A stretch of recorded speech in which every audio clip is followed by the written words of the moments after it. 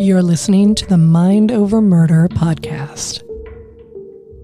My name is Bill Thomas.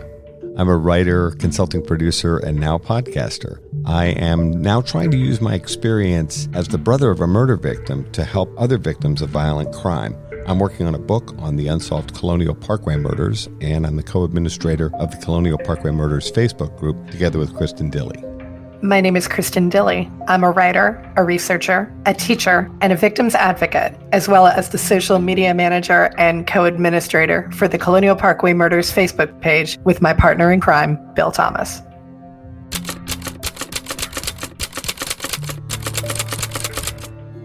Welcome to Mind Over Murder. I'm Kristin Dilley. And I'm Bill Thomas. And we're continuing our conversation with Laura Richards, criminal behavioral analyst, co-host of Real Crime Profile, and host of Crime Analyst. Laura, you'd mentioned earlier Dirty John, which was an amazing podcast and equally as good TV series.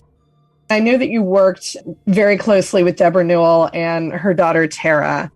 How did you become interested in that story, and what are the things that you think women should learn from what Deborah and Tara went through? I actually worked with all the family and the other daughter too, who I won't name. She didn't want her name out in the public domain. It was actually Deborah and her friend that reached out to me to talk with them and to meet with them on the basis that they had heard me interview Chris Goffard, who was the journalist from the LA Times, who put together the podcast with Wondery. And in that interview, I talked about coercive control and described a lot of things to do with the behavior and that Deborah had done everything right. And it was interesting, after that dropped as a podcast, I received those two messages, one from Deborah and one from one of her friends saying, how did you really understand the case? It's you knew Deborah. And Deborah said, it's like you knew me, but you gave it a name, coercive control. And she said, I know you don't know me, but the fact you gave it a name has just validated me in a way that you just would never understand. And she said in this one message, so many people blamed me for what happened, and I didn't have the language to say what it was. And I'd really like to meet with you. So they found me. I ended up meeting Deborah. I was actually asked to do an event in LA, but I remember I was working in Florida on the Kaylee Anthony case, and we were going to the crime scene that day. Right. Yeah, so I couldn't attend the event, and they understood. But it ended up being the day that Deborah and I actually did meet was her sister's murder anniversary. I hate that phrase, but it was to the day her sister had been killed, and she had also been coercively controlled and murdered. And it was also International Women's Day. Deborah and I met on that day and we talked and talked. I've spent many days and evenings with Deborah subsequently. I've interviewed her many times. We've been at CrimeCon together. You've met them and Tara. And I have to say, every time we speak, I learn something new. She'll ask me, X happened, Laura. I was just thinking about this the other day. X happened. Do you think that was the real him, or do you think that he was... That's what happens afterwards in the aftermath. People are still trying to make sense of things that have happened. So I think now, having worked with Tonya, the first wife, and I did a podcast called The First Wife, John Meehan's Reign of Terror, and we did a real in-depth reinvestigation into everything about John Meehan, from family and from his childhood days to friends at medical school, and finding out really a true psychological autopsy of who he was. And we found out a lot more about him. And I think some of the things that are important to know is that psychopaths don't have two heads. They can be attractive. They will be charismatic and charming, and to trust your gut instinct, because each woman who had encountered John Meehan knew at some point in their gut something wasn't quite right. What he said and what he did wasn't congruent. An example being, he said to Deborah and to her family that he was very well off and he had multiple properties and cars. But yeah, he was always in dirty scrubs, and they never saw him in one of his cars or at his properties. So question it, challenge it, which is what one of Deborah's daughters did. And when someone shows you who they really are, this is the advice I always give women, and men, if they're dating and they ask me, if someone shows you who they really are the first time, believe them. An old quote, but it's an important quote, because when you're seeing evidence of one thing and yet they're talking, trying to persuade you of another thing, go with the actual behavior of what you're seeing, not what it's being dressed up to be. And I do think people tend to have quite good gut instincts about things. What we're very good at doing, all of us, is talking ourselves round and minimizing it and then thinking, no, don't be silly. Of course, it's not that. I'm being over dramatic, and we rationalize and we minimize and we filtered it, and we're not trusting what our gut instinct's saying. And so that's always my number one rule: trust your gut. The first time that we met at CrimeCon, I spent probably more than my fair share amount of time with you talking about the similar circumstance that I had been in with an ex. And I remember that you told me the first time that someone shows you who they are, believe them. And that was such a good piece of advice. And it was something that I did wish I had followed. It would have made things so much easier if I had. And I really appreciated that piece of advice because it has helped guide where I am from that point forward. I owe you a lot just in terms of helping me get my head on straight about certain things. I owe you a lot just for that one particular piece of advice, Laura. I'm very pleased to hear that, because you will do that every time now going forward. Yeah. But somehow we rationalize something, or we stop trusting ourselves and stop believing in ourselves, particularly if we've got someone who's a good head worker who is making us question everything we think and do. Yes. We would then defer back to them, and we would then defer to, I'm making a thing of it. It's not really so always trust that niggling that we have at 3:00 in the morning. Yeah, that endless gaslighting. I remember watching the two of you at CrimeCon when you met, and obviously I'm a big fan of both of you and would have loved to have participated in the conversation, but there was something about your physicality and the way the two of you were huddled that made me quickly realize this isn't just two people making chat. That you were into something really serious. Yep. And I just remember the level of intensity and focus. Even though there were other people around, the two of you were clearly having a very serious, intense conversation about something that was important. I could see, Kristin, your expression from the way you were situated. And I thought, whatever it is, this needs to unfold and everyone else needs to stay away and let these two people get out whatever they're talking about. Conversation of great value. One of the things that I am so glad that we had that conversation about is now that I work with high schoolers, and I do get rather confused young ladies coming to me every once in a while saying, my boyfriend said this, I don't know how to interpret that. And a lot of times I have relied on telling them, you got to go with your gut. If this doesn't seem right to you, it's not. So I feel like that is one of the things that we need to be teaching high schoolers and middle schoolers about relationships. Trust your gut. And if something doesn't seem right, it's not. I think it would probably help a lot of high school angst and drama for sure. Yes. Often I say, and I have done quite a lot of training in school situations. If teachers raise things or others do, I normally will say the very fact you're raising it means that it's meaningful to you and that you're uncomfortable with it. And it's okay to be uncomfortable with something and to advocate for yourself and articulate that. So I'm glad that you shared what you did with me, Kristin. What I'll also share with you is that that's really how I spent the whole CrimeCon. Because when talking to people. Yeah, and people sharing and confiding in me and feeling I'm a safe place and space to talk about things that they haven't shared with other people. I spent my whole CrimeCon. I was exhausted afterwards. But the point of being on a stage, sorry about that. No, not just that came out wrong. Not exhausted from you and not exhausted in a negative way. The reason why I went there was to talk about coercive control and to put it on people's radar so that they weren't carrying these things on their own. But it's just amazing the impact that you can have by creating a show like that. And Deborah being brave enough and courageous enough to put her life on display, because it hasn't been easy. And she's written a book recently as well. And it hasn't been easy, but she's always said to me, if it helps one person, it's worth it. And through all the angst, through all the upset, and it's helped thousands and thousands of people. Exactly. And I still work with Deb now. She and Tara threw my baby shower and did a wonderful job. We've become firm friends. And it was a lovely gesture to me because, as Deborah said, you saved my life 1,000,000 times over, Laura. You gave me something back and I want to give you something back. And it was totally unexpected, but it made my baby shower very meaningful and bringing the next generation. I knew I'd get Rafi in somehow, but bringing the next generation legacy up, because Rafi has a role to play as a boy and as a man. And obviously Umberto and I, and the way we socialize him and the way we parent him is also important. In listening to you talk about this, I know how committed you are to this format, to podcasting. And I know you've done television shows and speaking engagements and so many different forms of outreach. I'm realizing something, which is the power of the podcasting format and that intimacy that you mentioned before, where you're talking in someone's ear, basically, and they're wearing headphones or earbuds, and they could be listening at any point. I was thinking about how those one-on-one interactions that you had at CrimeCon, Laura, and at conferences around the world, this kind of serves as another way of reaching potentially millions of people who need to hear about the lessons that you're trying to convey. You can reach people in such a different way and all over the world. And the messages I get, and even now on email, I'm at 6,000 emails. I can tell you a large percentage are going to be from people, and some of them are thank you. They're just thank yous. They're not, I need X or Y. They're just people thanking me for what I've done and for helping them and being the person I am and doing the work that I do and acknowledging that it's not easy.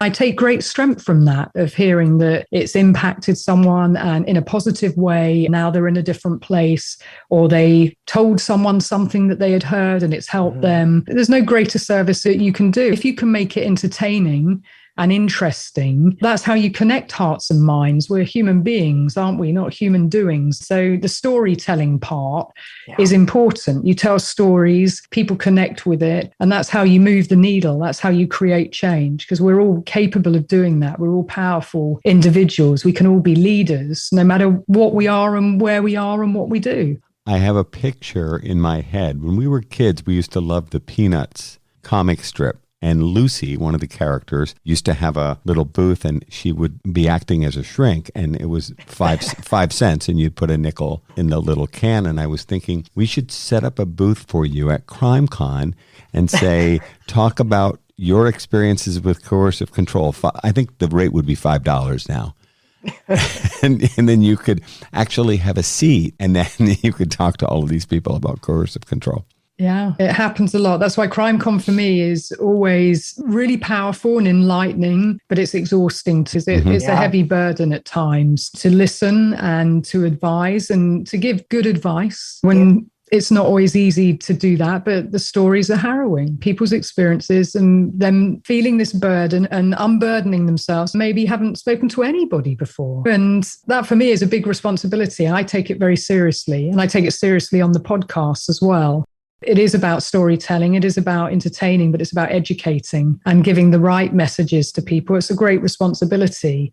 If you can do all of those things, then you're doing great. Same as you're doing a service as well. You want to put out good information, hopefully give people a good experience by the end of it, whatever that might be. Yeah, but real crime, we are talking about people. We're talking about people's lives.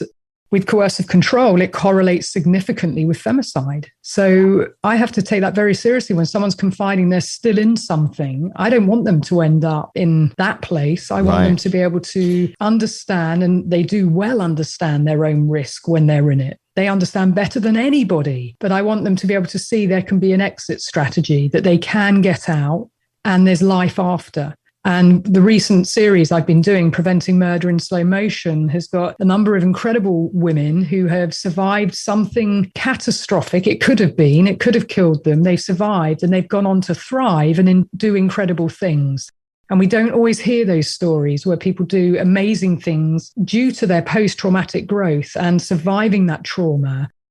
They've gone on to do amazing things and helping other people. I'd like to be hearing more of those stories rather than the true crime space, which, as you both know, is overcrowded with lots of people talking about murders and sometimes not even getting the victim's name right or any of the details. And it's a horror story and it's disrespectful. And I want to ensure that we put good information out there. And there are podcasts that solve cases that are cold. And there's a lot of good stuff that happens, as we saw with Gabby Petito and so on. Yeah. But I think it's a responsibility as a podcaster to produce good, accurate content that moves the needle and gives people a positive experience by the end of it, whatever it might be, even if it just wakes up I want to be an advocate. How do you become an advocate?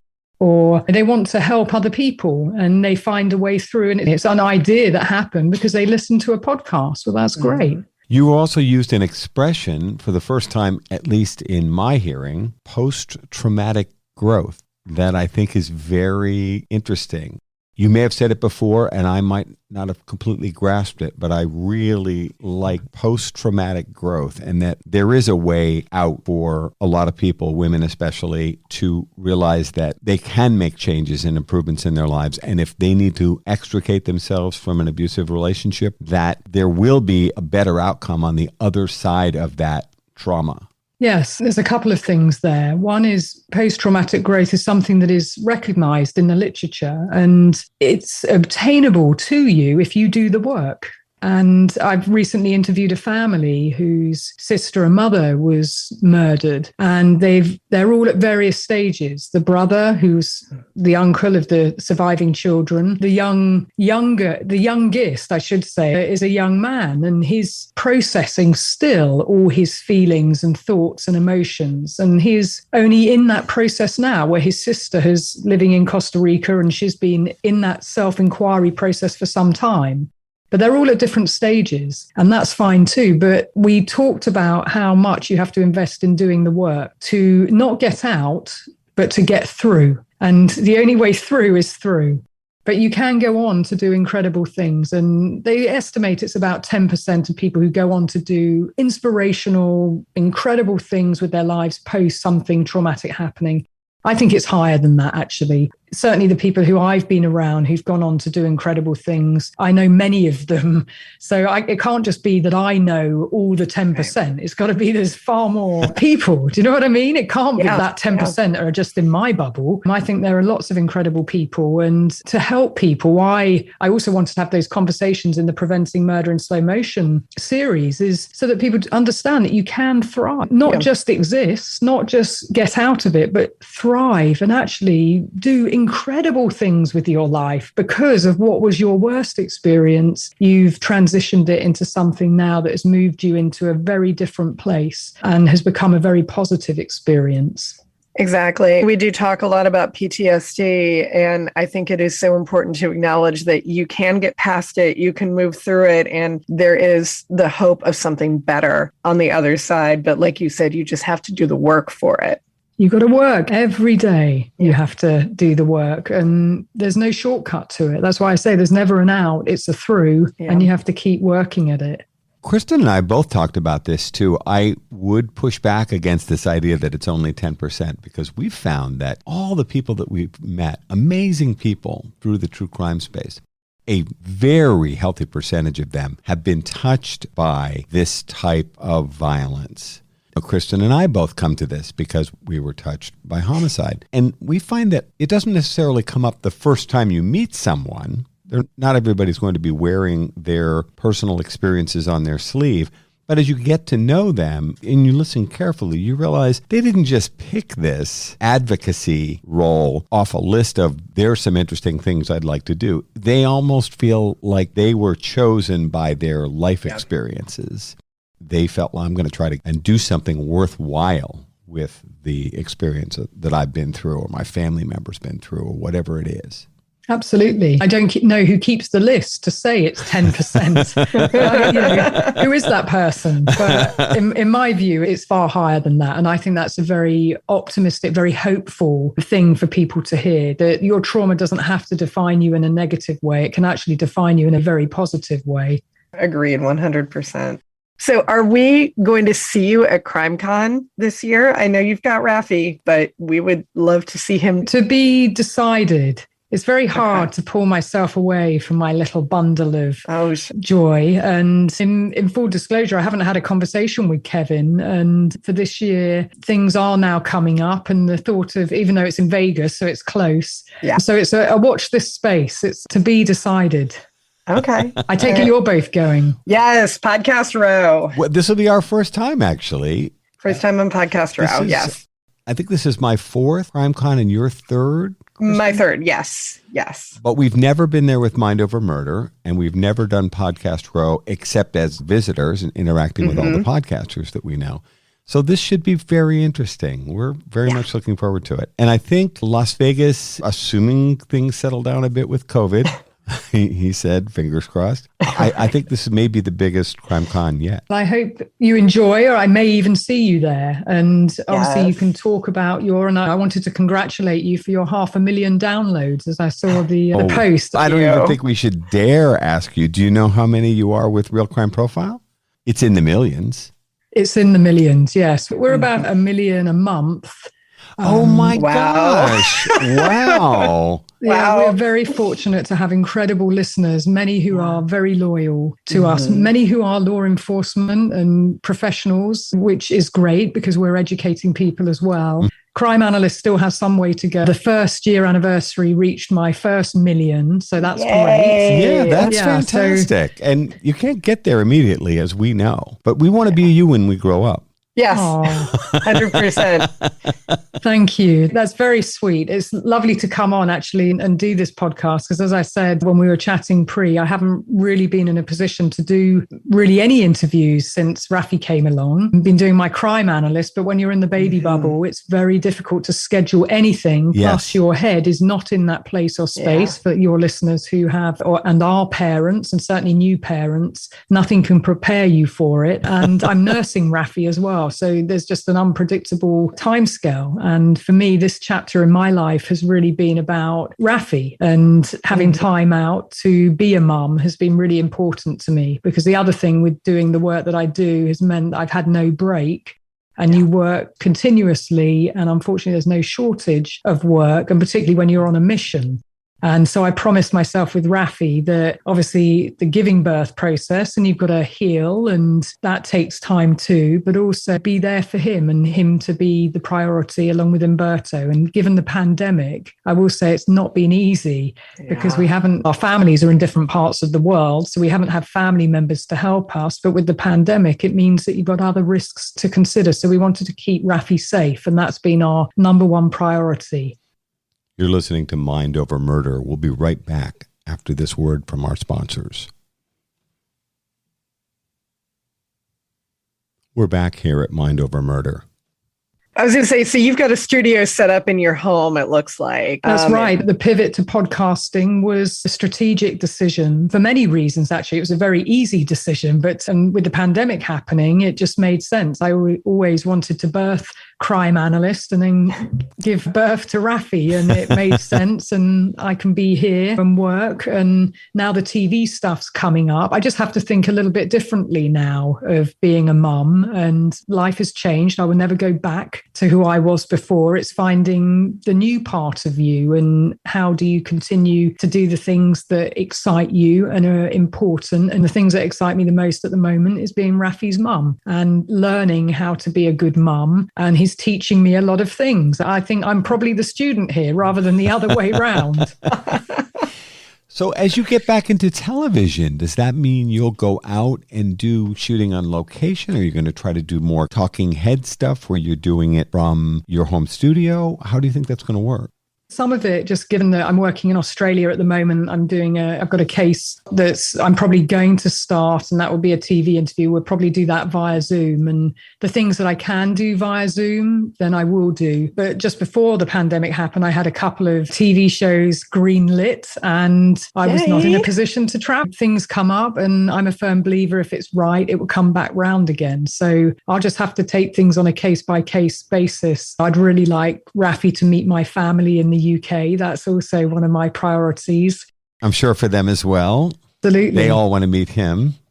Yeah. So the pandemic's brought many challenges for a lot of us, hasn't it? But really, I'd like to prioritize some of the family time. And yes, there's lots of interesting and important work in the offing, and I'm just finding my way back in. But the podcasting work is slightly easier because I have a studio here, and even if I was doing the TV side, which I have done a few bits and pieces like 60 Minutes on Gabby Petito, some do it come to you and you can set up, and you have to still abide by the COVID protocols, etc. And obviously still having a very young baby, you have to be extremely careful. At the risk of giving you another assignment, Laura, Kristin and I were both wondering if you've ever thought about writing a book about all of your experiences. Is there time for that, or is that further down the road? There could be a couple of books in the offing, yes, but it's finding the time for it. I have been very time poor and very sleep deprived. But yes, that may well happen. I've had lots of people talk to me about, would I like to do that? And I think you've got to dedicate some time to do it. So yes, that is probably going to happen at some point in the not too distant future. Yay. I was wondering if it might make sense for you, with all of your challenges with the new baby and everything, maybe to bring in a co-writer or have somebody interview you, because just in the few years I've known you, your experiences are unbelievably fascinating. Yeah. And we've probably only talked with you about a small percentage of them. Would something like that lend itself to your limited availability? I know there's only X number of hours in the day. It's a possibility. I've got all my files and everything here shipped over from the UK. So a lot of my cases, but it's also the psychological, having to deep dive into a lot of those things, a lot of cases, and it takes quite a lot of time and it takes quite a lot out of you. So yes, it's still finding the space and time to do that. And I think if you're to do it, you want to do it well. So it's finding the right time to do it, even if you're relaying those things to someone else. For me, the devil's in the detail, and you probably can't see my board behind of one of my cases. Oh my gosh. Yeah. Wow. But I'm a very detailed oriented person. And so if I'm talking about a case, I have to check that absolutely everything, all the details. And like I said, I've got all my case files, everything here, but psychologically you have to re-immerse as well. That will probably happen in due course. So for me, there's still something about writing it myself, but it's like doing a PhD, as all writers know. So yes, it's a watch this space. Once I get the bug for it, I think you've got to be very committed to write a book. Having written and been the lead author on Policing Domestic Violence, and which was Oxford University Press book for police officers. It's a big undertaking, isn't it? Let me describe for our viewers, since this is not a visual medium.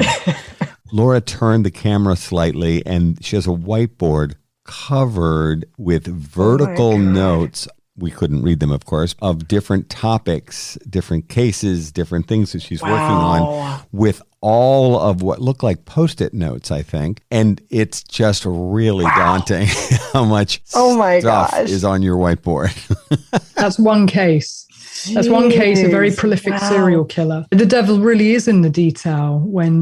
Even when you're podcasting, for me, I write all my own material. I haven't picked up someone's article and then talked from it. Everything is written and thought about and ruminated over time. And these are all the themes. It's like a comparative case analysis chart, which I used to do all the time in the Met when I was working a case, of looking at similarities and differences and themes and gaps. And it might be a hiatus, or is it a real gap? So the chronology. And that's how I work cases. And I'm very old school in that respect. Some people use computers and do things differently. So yes, if I were... And I have got a literary agent. He keeps talking to me about doing the book. Of course. Can't you do 5 cases, 10 cases? But then you've got to re-immerse and go back through all your notes and what was said and what did I do? And you really have to do a good job of it. You really want to get into the detail of it, because I think that's also what people want. They want to understand, and I want to educate, and you want to be accurate in what you're saying and the story that you're telling. So what Kristin and I glanced at there with you a moment ago, that's not 20 different projects. That's a serial killer case that you're currently working. I've wrapped it now, but yes, that was one particular case, and I have talked about it on Crime Analyst. But yes, he was very prolific in the north of England, many victims, and very badly handled actually by the police. So what I was finding in terms of what I was told that the case was about when I was at New Scotland Yard, actually, it was very different from what I was seeing when I was actually analysing the case. And an example would be this individual got a moniker, or was given a moniker, and that moniker played a real part in him not being caught. Because they created this moniker of this very scary, dangerous individual, they actually interviewed the real killer 11 times. And they didn't think it was him, because he had a very reedy and high-pitched, and he just wasn't the monster they had imagined him to be. So everything about the case was misunderstood. Everything. I don't think there was one thing. Yeah. So 11 times? Yeah. Oh my, I don't That's even crazy. see how that's possible. He was sat before them and disregarded. Again, some of the cases I go back into happened some time ago, but correcting the narrative is important. And I interviewed some of the family members as well, and they felt very angry, even present day. And the serial killer actually died at the end of 2019. He died at the end of 2020. And again, that meant that the media all wrote prolifically about him. He had so many obituaries, but no one could name the victims. Oh my God. Everyone knows his name, they know his moniker. And that was also what I wanted to correct and talk about monikers being given to serial killers, because all that does is elevate them and give them the notoriety. And then we name a case based on them, and we can't name any of the victims, and they get written out their own narrative. Exactly. Yeah. We interviewed Kevin Sullivan recently. He's the Ted Bundy expert, and he made this very same point. And we noticed that when he was discussing the case, of course, he has to say Ted Bundy's name from time to time, but he also addressed each one of the victims. He always used their full name and always gave you some little bit of information so you could grasp where and when a particular sad event had taken place.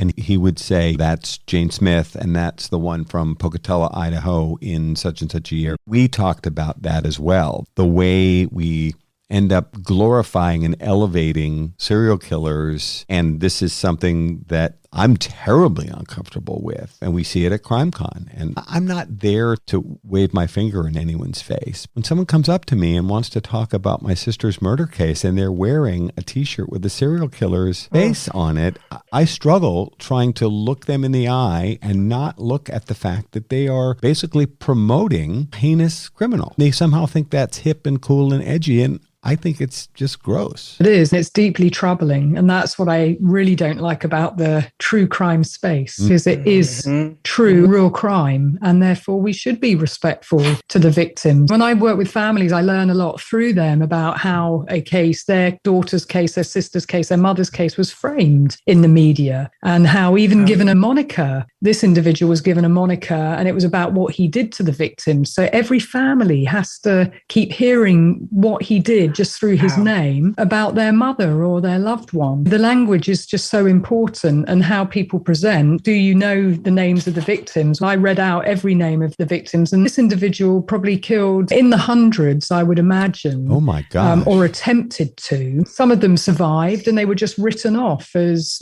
they fell over, they were drunk, or nothing really happened.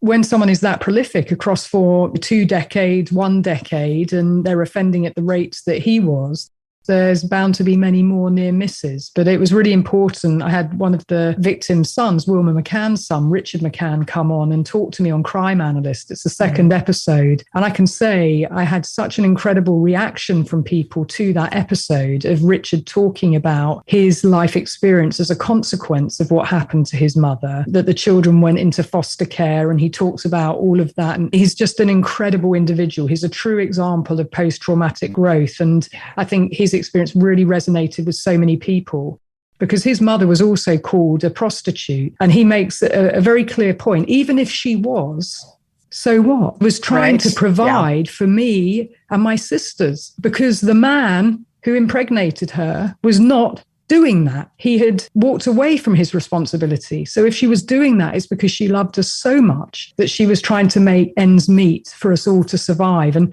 it's really interesting, because so many people said and wrote to me, I'd never thought about it. I never thought to turn it on its head of what it really means. So there were so many moments in the interview with Richard that were just so enlightening. And I would love everybody in the world, not just the true crime community, to listen to Richard and to listen to people's experience who are genuinely impacted by crime, and they will not wear those T-shirts afterwards once they understand the real life impact that it has on someone. I just cannot be in the business of glorifying killers, people who harm others, and giving them that notoriety, particularly as psychopaths and others. That's exactly that which they seek. So every episode on Crime Analyst is framed from the victim's perspective. In fact, even that case, I mentioned his name once, and thereafter he was initialed, The same on Real Crime Profile. We just give their initials. Right. We're not going to give them the airtime. Right. We're not going to give them any more media attention because they do not deserve it. And we want everybody to know what the victims' names were and to honor them. And in some cases, as you both know, not very much is even written about them in the media. So even if you did want to do victimology, actually, it's quite hard to find real information about them. But we do our best on Real Crime Profile and certainly on Crime Analyst to correct the narrative. Is there a case in particular that you have not had a chance to work with that you want to look at more closely? Something that you really are interested in but haven't had a chance to dig into? There are many cases. There's more cases that I'm becoming aware of through cases like Gabby Petit's example that have never really had any attention. And I think some of those cases are the ones, I'm not going to name them just yet because I haven't decided which ones I will take on Crime Analyst, but there are a number of that I'm reaching out to families to see whether they'd come on. But yes, unless there is a real reason for me to talk about it, then I won't just be trying to increase numbers by talking about a specific case, and particularly a well-known case. Sure. But yes, in terms of time being well spent, I think it's got to be a case and cases where people really need expert advice or to move the needle on. And I think some of those cases still aren't known to me as yet, of those that I'd really like to dig into, but they won't be the ones where that have already had a lot of attention. Because even on the podcast circuit, you see the same cases getting circulated all the time. You really do. And we try to studiously avoid those kind of cases. And we're not criticizing our fellow podcasters. We understand why people do some of the things they do and make the choices that they do. I actually think one of the best things, if that's an appropriate word, to come out of the tragedy that was the Gabby Petito case is the discussion of the fact that there were a lot of people from marginalized communities who needed the kind of attention that the Petito case got. And there was a lot of discussion about missing white women syndrome and how other people who are just as deserving of publicity and investigative resources and time and attention to help move their cases forward. I think it was actually a very healthy outcome that some of that discussion took place. And we noticed, both Kristin and I, that a number of our fellow true crime podcasters, and we've tried to do the same thing, have tried to very consciously go out and say, let's look for some cases that aren't the usual cases that everyone talks about. Let's look for things that need discussion and need those time, attention, and resources. Yes, and I have been digging into the Indigenous women's cases and talking to various people on the task force. And that's why I'm being quite cryptic, because I think when you understand what happens to Indigenous people, which I didn't have a full appreciation of before Gabby's case, and then digging into various other cases thereafter, you understand that 4 out of 5 Indigenous people experience violence. And for women, 97% of the perpetrators who commit that violence against them are not from the Indigenous population. Wow, that's shocking. It's shocking, which is why I sounded a bit cryptic. There are still things I'm digging into that I want to know more about. And I've been talking, like I said, to various people from the task force, national and also local task force, about human trafficking and about some of the cases that just are not getting the attention that they deserve. And it's really frightening when you start to dig into human trafficking and cases that have just been written off as runaways, but mum saying she absolutely didn't run away. And I've reported it multiple times. And there's been no interest. And that's why I think the Black and Missing Foundation are doing, Derica and Natalie, is incredible. And they are getting great results just by putting things on social media, on the website, talking with the police, advocating, being the stone in the shoe of law enforcement. Keep calling up, asking, is there an update? You know what I'm saying, Bill? Yes, indeed. I sent a 14-page email to the FBI on Monday morning with new information. So we'll see where that goes.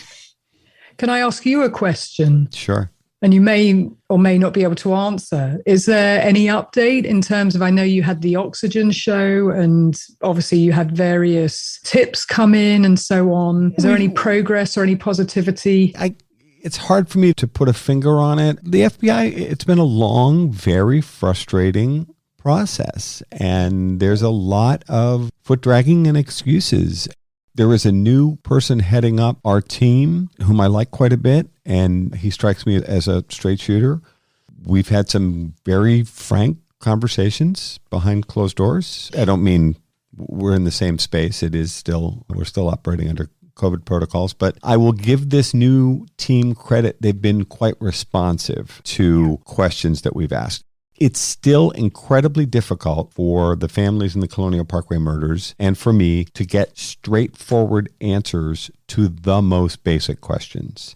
People are constantly asking Kristin and me about the status of the Colonial Parkway murders, and sometimes I feel like a fool with the answers that I'm forced to give them because the FBI and to a certain extent the Virginia State Police just refuse to answer the most basic questions in a straightforward manner. That becomes very challenging. But at the same time, we're not giving up. And I've actually said in the most emphatic and sometimes profane language possible, look, I want to be clear here. We're not going away. Experts tell me the Colonial Parkway murders are a solvable case, and we're going to continue to agitate for resources from the FBI and from the Virginia State Police until we feel that you've exhausted all available leads. We struggle with resources, and here we are again with time, attention, and resources. Right now, we've been struggling with something which is we're pushing for advanced forensics. FBI Quantico has taken as long as 1 year to provide test results. Then we were pushing to take the evidence to private labs, and they say they don't have the budget.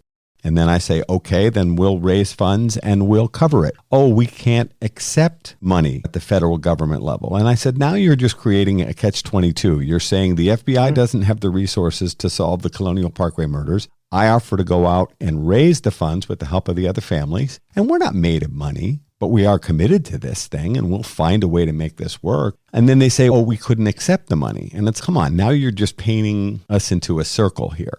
We are continuing to work with the FBI and the Virginia State Police, but it ain't easy. Yes. And you have a book coming out soon, don't you? I have a book that's in the works. Interestingly, the publishers all say, this book would be so much better if it had a happy ending. And I said, my life would be so much better if it had a happy ending. We'll see. We've had some very interesting discussions with some of our allies. I think we're going to be working on some real interesting developments. So we're going to continue to try to put pressure on law enforcement in Virginia and at the federal level to keep putting resources into this case. Good. You just have to keep going, not going away. You deserve answers. And as I've always said to you, if they're doing something operationally, then that's one thing. But if there's nothing happening and it's just stonewalling, then that's something else. And I guess sometimes it's still difficult to know how much activity is really happening versus it's just falling into the too difficult pile. Yeah, and look, people have said to me, this is a 35-year-old cold case. There have been a lot of problems along the way, and I understand that terrible things happen every single day. There are always new challenges and new resource draws. Think about all the things that the FBI is being asked to handle even today, whether it's anti-terrorism or whether it's the attack on the Capitol a year ago, January 6th, or whatever it is. They've got their hands full. I understand that. I want to be clear, and I've said this to them. Look, you are the lead agency in my sister and Rebecca Dowski's murder, and we didn't choose you. You insist you have jurisdiction. Do your job. Experts across the country and around the world have said to me, I think this is a solvable case with time, attention, and resources. You've had the time. I don't know how much more you want passage of time and attention and resources. It seems we need to be focused on the latter two, right? Exactly. Keep me posted of what happens. We haven't spoken for a while, so I'm just curious as to whether there has been any progress, particularly given the docuseries. A lot of worthwhile and interesting leads came out of the series. Yes. And it did continue to shine the bright media spotlight. It's not lost on me, Laura, that the Lover's Lane Murders television series comes out of a conversation that you and Jim and I had in front of the fireplace in his house. And that must be, it's got to be at least 5 years ago now. And it's amazing how that very important and intense conversation that we had, which stretched long into the night, led to a television series. But boy, what a long, twisted road it took to get that television series off the ground. My gosh, it's like having a baby, but it takes 5 years to. It's a long time. A long time, yes. And talking of babies, it's a segue, but this is, I don't know if you can see that, but that's what's happening now. And I'm required. Can you see him? Look at that grin. The new sunglasses for California. Yes. So, yes, I'm required back on mummy duties.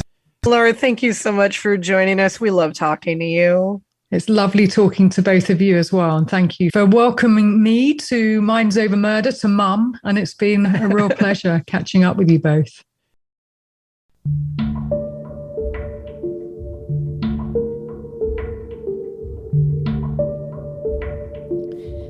Mind Over Murder is a production of Absolute Zero and Another Dog Productions. Our executive producers are Bill Thomas and Kristin Dilley. Our logo art is by Pamela Arnois. Our theme music is by Kevin MacLeod. Mind Over Murder is distributed in partnership with Crawl Space Media. You can follow us on Facebook, Twitter, or Instagram. You can also follow our page on the Colonial Parkway Murders on Facebook. And finally, you can follow Bill Thomas on Twitter at BillThomas56. Thank you for listening to Mind Over Murder.